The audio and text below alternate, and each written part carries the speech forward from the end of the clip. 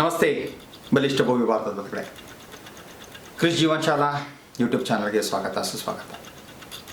ಈಗೋ ಎಲ್ರಿಗೂ ಇರುವಂಥದ್ದೇ, ಎಲ್ರಿಗೂ ಇದೆಯಾ? ಬಹಳಷ್ಟು ಜನಗಿದೆ. More than 99% everybody has got ego. Ego ಅಂತಂದರೆ ಏನು ಅಂತ ಸ್ವಲ್ಪ ತಿಳ್ಕೊಂಬೋಣ. ಇನ್ನು ಮುಂದೆ ಈ ಈಗೋನ ಎಷ್ಟಕ್ಕೆ ಇಟ್ಕೋಬೇಕು, ಎಷ್ಟಕ್ಕೆ ಬಿಡಬೇಕು, ಎಲ್ಲೆಲ್ಲಿ ಇಟ್ಕೋಬೇಕು, ಎಲ್ಲೆಲ್ಲಿ ಬಿಡಬೇಕು ಅನ್ನೋದ್ರ ಬಗ್ಗೆನೂ ಕೂಡ ಯೋಚನೆ ಮಾಡಬೇಡ. ಏನು ಅಂತಂದರೆ ಈಗೋ ಅಂತಂದಾಗ ಎಡ್ಜಿಂಗ್ ಗಾಡ್ ಔಟ್. ನನ್ನಲ್ಲಿ ಎಷ್ಟು ನಾನು ನನ್ನದೆಂಬ ಅಹಂಕಾರ ಬೆಳೀತಾ ಹೋಗುತ್ತೋ ತಪ್ಪದು ಬಾಳಲ್ಲಿ ಸದಾ ಆಹಾಕಾರ. ಬೆಳೆಸಿಕೊಂಡರೆ ಉತ್ತಮ ಸಂಸ್ಕಾರ, ದೊರೆಯುವುದು ಭಗವಂತನ ಸಹಕಾರ, ಉತ್ತಮವಾಗುವುದು ನಿನ್ನ ಸಂಸಾರ ಅಂತ. ನಿನ್ನಲ್ಲಿದ್ದರೆ ನಾನು ನನ್ನದೆಂಬ ಅಹಂಕಾರ ಅಂದರೆ ನನ್ನಲ್ಲಿತ್ತು ಅಂತಂತಂದರೆ ನಾನು ನನ್ನದೆಂಬ ಅನ್ನೋಂಥ ಅಹಂಕಾರ ಇತ್ತು ಅಂದರೆ ಏನಾಗುತ್ತೆ, ಭಗವಂತ ನನ್ನಿಂದ ದೂರ ಹೋಗ್ತಾ ಇರ್ತಾರೆ.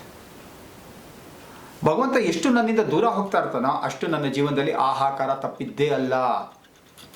ನೋಡಿವಲ್ಲ, ದುರ್ಯೋಧನ ಆಗಿರ್ಬೋದು, ರಾವಣ ಆಗಿರ್ಬೋದು, ಕೀಚಕ ಆಗಿರ್ಬೋದು, ಜರಾಸಂಧ ಆಗಿರ್ಬೋದು, ಹಾಗೆಯೇ ನೋಡ್ತಾ ಬಂದಾಗ ಈಗಿನ ಕಾಲದಲ್ಲೂ ಕೂಡ ಎಷ್ಟೋ ಜನ ಸೆಲೆಬ್ರಿಟೀಸ್ ಆಗಿರ್ಬೋದು, ರಾಜಕೀಯ ವ್ಯಕ್ತಿಗಳಾಗಿರ್ಬೋದು, ಪೊಲಿಟಿಷಿಯನ್ಸ್ ಆಗಿರ್ಬೋದು, ಹಾಗೆಯೇ ಇವರು ಸ್ಪೋರ್ಟ್ಸ್ಮನ್ಗಳಾಗಿರ್ಬೋದು, ಬೇಕಾದಷ್ಟು ಜನ ಯಾರು ಅಹಂಕಾರದಿಂದ ನಾನು ನನ್ನಿಂದಲೇ ಗೆಲ್ಲುವಂಥದ್ದು, ನನ್ನಿಂದಲೇ ನಡೆಯುವಂಥದ್ದು, ನನ್ನಿಂದಲೇ ಆಗುವಂಥದ್ದು, ನಾನೇ ಅತ್ಯಂತ ಜಾಣ, ನಾನೇ ಗ್ರೇಟೆಸ್ಟ್ ಸಿಂಗರು, ನಾನೇ ಗ್ರೇಟೆಸ್ಟ್ ಆ್ಯಕ್ಟರು, ನಾನೇ ಗ್ರೇಟೆಸ್ಟ್ ಸ್ಪೋರ್ಟ್ಸ್ಮೆನ್ನು, ಈ ರೀತಿ ಯಾರೆಲ್ಲ ಅಹಂಕಾರವನ್ನು ಬಿದ್ದರೋ ಅವರೆಲ್ಲರೂ ಕೂಡ ಮಣ್ಣಿಗೆ ಬಿದ್ದು ಮಣ್ಣು ಪಾಲಾಗಿರುವಂಥದ್ದು ನಾವು ನೀವು ಬೇಕಾದಷ್ಟು ಇತಿಹಾಸಗಳಲ್ಲಿ ನೋಡ್ಬಿಡ್ತೀವಿ. Have seen in n number of examples in the history ಅಲ್ವಾ? ಹಾಗಾಗಿ ಏನಾಗ್ಬಿಡುತ್ತೆ, ಅವ್ರಿಗೆ ಜೀವನದಲ್ಲಿ ಪರಿತಾಪಗಳನ್ನು ನೀವು ನೋಡ್ತಾನೆ ಇರ್ತಾರೆ. ಏನು ಮಾಡ್ಕೋಬೇಕು, ನಾವು ಉತ್ತಮ ಸಂಸ್ಕಾರವನ್ನು ಬೆಳೆಸ್ಕೋಬೇಕು. ಬೆಳೆಸಿಕೊಂಡಿರೋ ಉತ್ತಮ ಸಂಸ್ಕಾರ ದೊರೆಯುವುದು ಭಗವಂತನ ಸಹಕಾರ. ಸಂಸ್ಕಾರ ಬೆಳೆಸ್ಕೋಬೇಕು. ನಾನು ನೆಪ ಮಾತ್ರ, ಎಲ್ಲವೂ ಆ ಭಗವಂತ ಮಾಡ್ತಾ ಇದ್ದಾನೆ. ನಾನು ಏನೇ ಸಾಧನೆ ಮಾಡಿದ್ರು ಕೂಡ ಹಂಬಲ್ಲಾಗಿರಬೇಕು. ಹಂಬಲ್ಲಾಗಿದ್ದರೆ ಮಾತ್ರ ಸಿಂಪಲ್ ಆಗಿರೋಕ್ಕೆ ಸಾಧ್ಯ ಆಗುತ್ತೆ. ಸಿಂಪಲ್ ಆಗಿದ್ದರೆ ಮಾತ್ರ ಲೈಫಲ್ಲಿ ರಂಬಲ್ ಆಗೋಕ್ಕಾಗತ್ತೆ ಅಲ್ವಾ? ಇಲ್ದಿದ್ರೆ ಫಂಬಲ್ ಆಗ್ತೀವಿ, ಟಂಬಲ್ ಆಗ್ತೀವಿ. ಅರ್ಥ ಆಯ್ತಲ್ಲ? ನಾವು ಎಷ್ಟು ಸಿಂಪಲ್ಲಾಗಿ ಹಂಬಲ್ಲಾಗಿರ್ತೀವಿ ಜೀವನದಲ್ಲಿ, ನಮಗೆಲ್ಲೋದ್ರೂ ಕೂಡ ಪ್ರೀತಿ, ಆದರ, ಆತಿಥ್ಯ, ಸಹಕಾರ, ಸಹಾಯ ಎಲ್ಲವೂ ಸಿಗ್ತಾ ಹೋಗುತ್ತೆ. ನಮಗೇನಾರ ಈಗ ತಗಡೆ ನನ್ನಿಂದಲೇ ಬಿಡಲೆ, ನಾನಿದ್ರೇ ಆಗೋದು ಬಿಡಲೆ, ನಾನು ಅಂದ್ರೇ ಮನ್ಸು ಮಾಡಿದ್ರೆ ಆಗೋದು, ಏನು ಅನ್ಕೊಂಬಿಟ್ಟಿದೆ ನೀನು, ಈ ರೀತಿ ದುರಾಂಕಾರದಲ್ಲಿ ಹೋಯ್ತು ಅಂತಂತಂದರೆ ನಮಗೆ ಒಂದಲ್ಲ ಒಂದಿನ ಹೇಳ್ತಾ ಇರ್ತಲ್ಲ. ನಾನು ಹೇಳ್ತಾ ಇರ್ತೀನಿ, ನಾನಲ್ಲ ಬೇರೆಯವರೆಲ್ಲ ಬಹಳ ಜನ ಹೇಳ್ಬಿಟ್ಟಿದ್ದಾರೆ. ಏನು ಹೇಳ್ತಾರೆ ಅಂದರೆ, ಉಪ್ಪು ತಿಂದರೆ ನಾನು ನೀರು ಕುಡಿಬೇಕು, ಅಹಂಕಾರ ಬಿದ್ದರೆ ಊರು ನೀರು ಕುಡಿಸುತ್ತೆ ಅಂತ. ಪ್ರಪಂಚ ಹಾಗೆ ಇರುತ್ತೆ.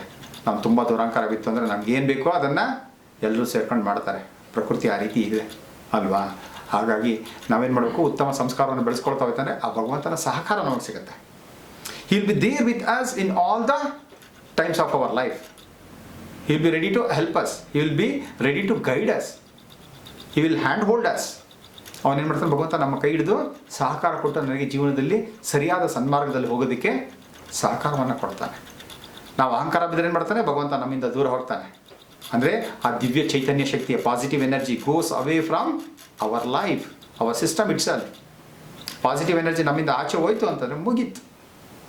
V are filled with only negativity and will gone to suffer only by the negativities.